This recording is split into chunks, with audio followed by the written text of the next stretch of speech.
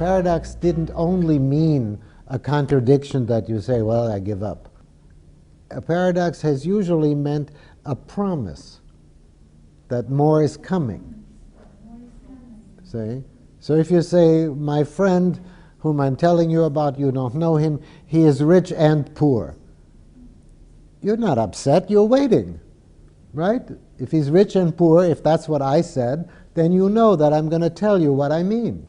So I can even say a felt sense is a promise of a new piece of world. And if you can say it in a paradox, then you have it there sort of in front of you. Ah, yeah, it's going to be.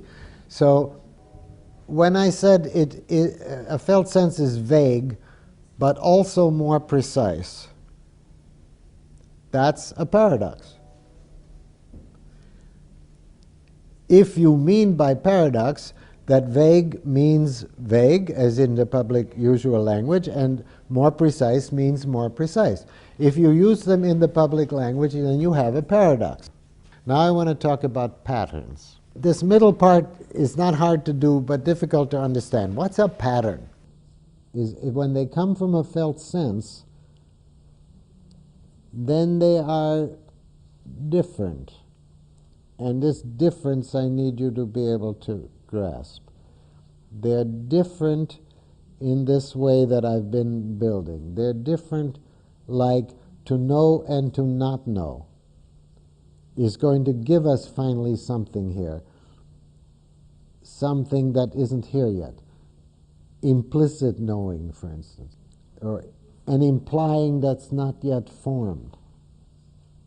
If you look up implicit, in fact, the very word, it's supposed to be folded in, but it's supposed to be there already. In logic, anything that's implicit is already fixed, determined. It's already there. It's like 3 plus 9. If I don't write the answer is implicit. What means the answer is already determined? Do you see what I mean? Yeah. No, we want to say that something can be on the way to without yet being. But then if you say half known, that's no good. That would mean half determined and half open, and then if you mix those, you get nothing. Do you see what I'm saying? We would have to develop here a pattern, but a pattern for this. Where am I going to get it from? Well, the only place I can get it from is where it is, in the living, in the felt sense. Then it's possible to know something in living and not know it yet in speech. If you allow the pattern to be this new kind,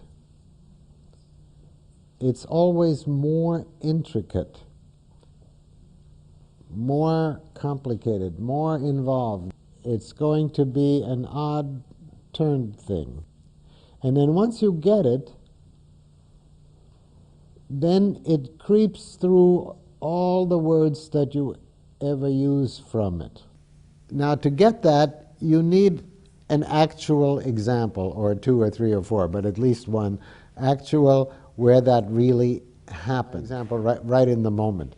So if I wanted a real situation, I would take my sense now that I want to go on to concepts and I can't quite because there's something is fuzzy here about what I've said.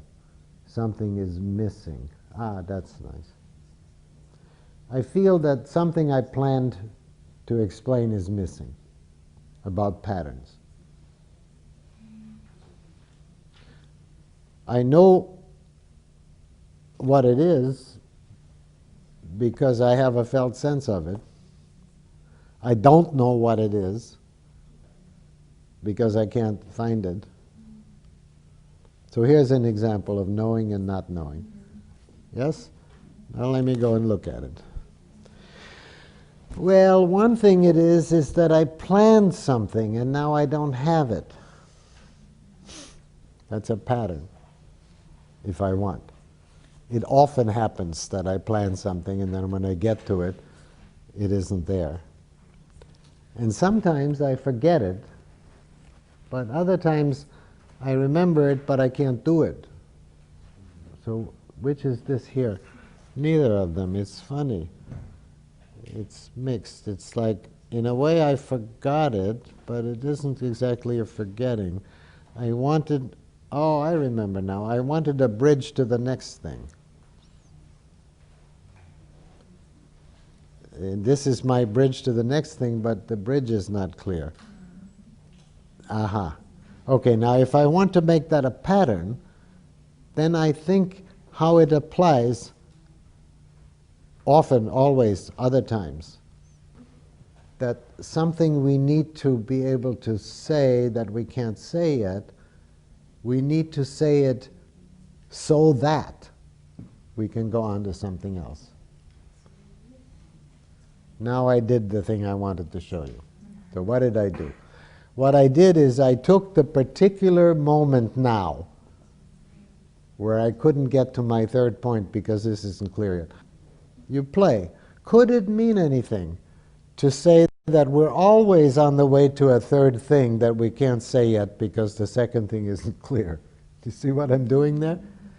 But if I take the pattern, then yes, that is what we always do, or almost always. The pattern being that we are on the way to something and we can't get there because there is this thing here which we can't speak from. In the other case, I'm looking at a principle of living things. I mean, this is true of plants and animals and anything that lives, that it's on the way to. You know, it's hungry, but it can't get its food. Or it's trying to live like a plant, but the soil is exhausted, or there's no light, or no sun, or whatnot. So there is a sense in which all living things are always on the way to something, and a felt sense is the living organization of this living complexity when it has to do something new. Once I get that far, then if I'm not interested in building a theory, I quit. But if I'm interested in building a theory, I already have terms for the implicit structure that this has.